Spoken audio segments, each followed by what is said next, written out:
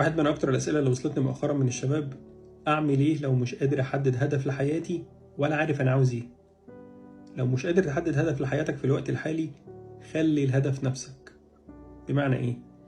بمعنى إنك تكون أقرب من ربنا سبحانه وتعالى، أنضج، أفهم للواقع اللي حواليك، أكثر تقبلا للنواقص، إنك تعرف حدودك، تتحرر من أحكام الناس، إنك تكون أهدى ومش أي حاجة تأثر عليك، إنك تكون أكتر صحة وتشتغل على نفسك.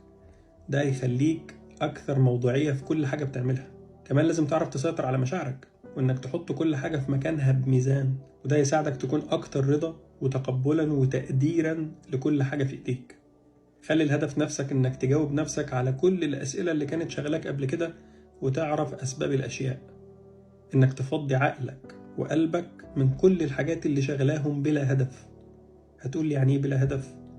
هقول لك: ما لو كان في هدف في الحاجات دي ما كنتش احتجت إنك تفضي. لازم تتعلم إنك تفضي من وقت للتاني علشان تسيب مكان للحاجات الأهم، الحاجات اللي أنت محتاجها في المرحلة اللي جاية.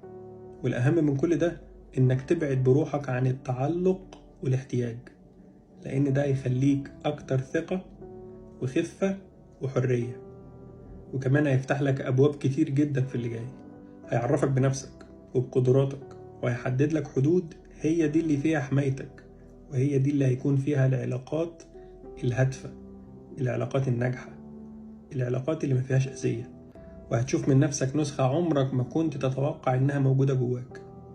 ساعتها بس الطريق الصحيح هيظهر قدامك، لأن النسخة اللي انت عليها دلوقتي مستحيل ترجع للطريق القديم. أنا عارف ومتأكد جدا إنها مرحلة صعبة جدا، مرحلة تحديد الهدف دي، لكن طول ما النية صافية ومفيش فيها أي أذية ولا شر لحد، تأكد إن ربنا سبحانه وتعالى هيساعدك. ولو عاوزين نعرف ليه مرحلة تحديد الهدف صعبة، فإن شاء الله نتكلم عن ده في فيديو جاي. سلام.